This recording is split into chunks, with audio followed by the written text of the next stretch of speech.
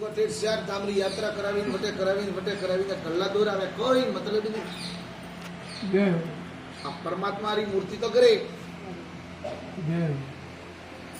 वैसे कहो कि उसी तरह पत्नी के लिए परमात्मा की मूर्ति होता है, पत्नी के लिए पति।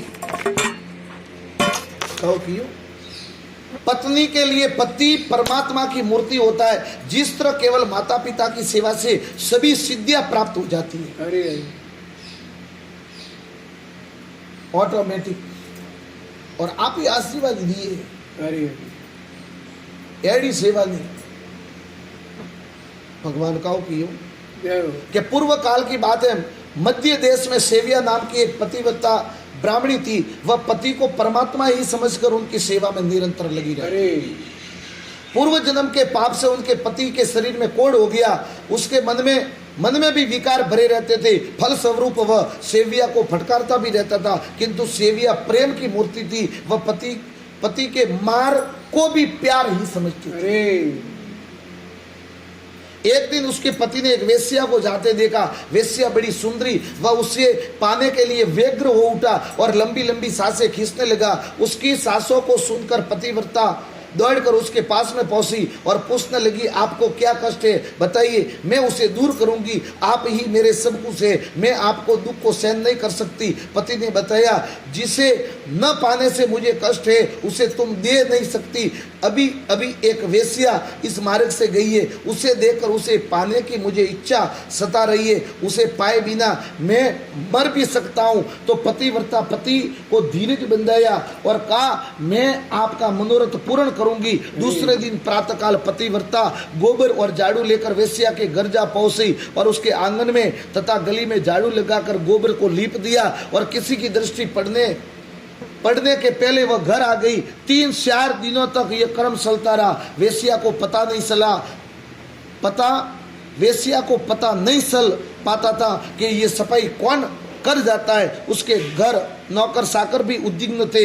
अंत में सभी लोगों ने मिलकर योजना बनाई कि आज रात को जागकर सफाई करने वाले का पता लगाया जाए। और अगले दिन जो ही सेविया झाड़ू लगाने लगी तो ही वेश्या ने उसे देख लिया। और सेविया अपने पतिव्रत धर्म के कारण विख्यात हो चुकी थी, उसे सब लोग जानते थे। वेश्या भी सेविया को पहचान गई और दौड़कर उसके पास में पहुंची और कहने लगी, आप मुझे नरक में क्यों डालना चाहती? अरे मैं तो कोटा करूं किधर, मार देगा क्यों करो। सेविया ने नम्रता से कहा, मैं आपकी सेवा अपनी इच्छा की पूर्ति के लिए कर रही हूँ कि जब तक आप प्रसन्न नहीं होगी मैं आपकी सेवा करती रहूंगी। वेश्या ने सेविया से कहा, आप सोना चांदी कपड़ा आदि जो भी चाहे उसे मांग ले, मैं सब कुछ देने को तैयार हूँ। इसके लिए सेवा की आवश्यकता नहीं थी। तो पतिव्रता ने कहा, मुझे धन आदि की इच्छा नहीं है, मुझे तो आप ही से काम है। इसके बाद पतिव्रता लजाते अपने पति की इच्छा की बात सुना दी। दुर्गंध युक्त कोढ़ी मनुष्य के साथ में संसर्ग की बात सोचकर वेश्या के मन में बड़ी घृणा हुई। जो बात थी बाकी वेश्या, और वेश्या कहो कि दुर्गंध युक्त कोढ़ी मनुष्य के साथ, एक तो कोढ़ और एक शरीर की कोरी गंध आवे, वन्य गोड़ी जाए नो संबंध पोतारे में घृणा हुई। फिर भी सेविया ने डर कर उसने केवल एक रात के लिए उसके पति को मिलना स्वीकार कर लिया। और पतिव्रता का पति कोढ़ से लंगड़ा भी हो गया था, वह चलकर वेश्या के पास नहीं पहुंच सकता था। अंत सेविया उसे कंधे पर चढ़ाकर वेश्या के घर ले चली। रात अंधेरी थी, आकाशे घटाए गिरी थी, अतः रास्ते में उसके पति का सड़ा गला अंग मांडव्य मुनि के शरीर से जा टकराया। मांडव्य मुनि के शरीर से जा टकराया। मुनि की समाधि भंग हो गई। समाधि भंग होने से उन्हें सूली का भयानक कष्ट होने लगा। शोर समझकर राजा के सिपाहियों ने उन्हें भूल से सूली पर चढ़ा दिया था। तीव्र वेदना से पीड़ित होकर मांडव्य ऋषि ने श्राप दे दिया। अरे कहो क्यों? शोर तो चोरी करवा वाले किया, હોનું મેલી તું ઋષિને ફૂટે માંડવ્ય અરે સો રહી છે વળણ લટકાઈ ઉષા અરે ગલા હરપાય અમે મરવા હારું वो तो कोई बीजा हाँ गया नहीं। पकड़ में नहीं आया वो तो जितने- फोन का चोरी करने गया આ પોતાના પતિદેવને લે ને વણ વેશ્યારે બેટે જાવ ઓ માતો હલી અડતોય જય હો.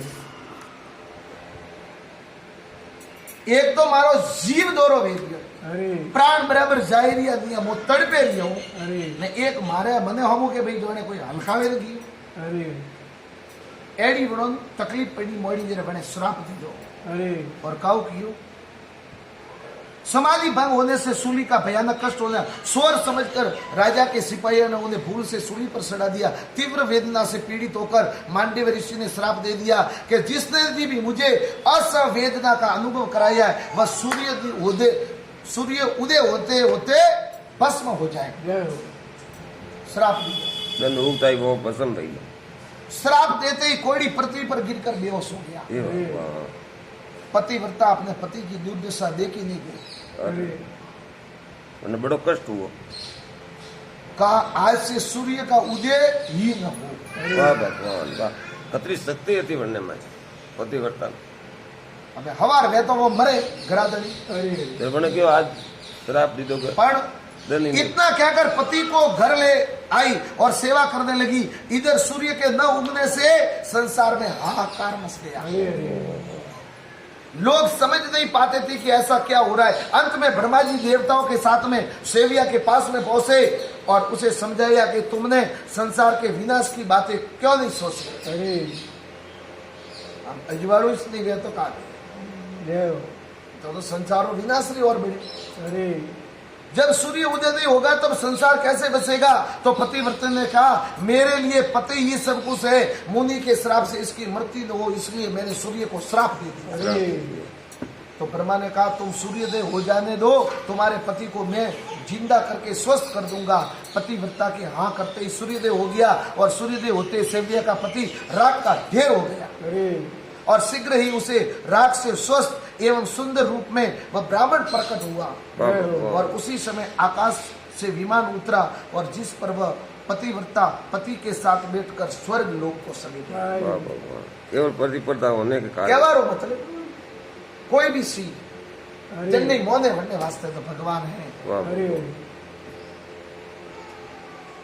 तो एडी एडी तो कई सती हुई है। अरे इतिहास उठावे देखो अनसुईयारा ने बीजा सती वर्ता अरे जो पोतारा घरे पति रे वास्ते जय भगवान ની નેનકા બાવણા। कृष्ण હા છોટો છોટો 6 મહિનાના બાળ બના દિયા बोलो सत्य गुरुदेव देव की जय जागन्नाथ महादेव महादेव की